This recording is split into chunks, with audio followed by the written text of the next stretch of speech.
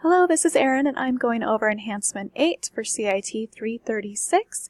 So for this enhancement, we're supposed to be able to click on the nav bar with the categories and see our different products, be able to click on the products, and have their product page individually. So these are all working nicely, and they are also supposed to be responsive.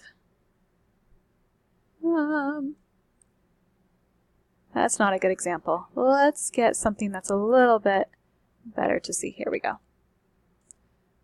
So it's responsive that way. Ta-da!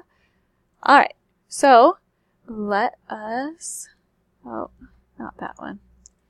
Let's get all of that. Check. That is good. And let's grab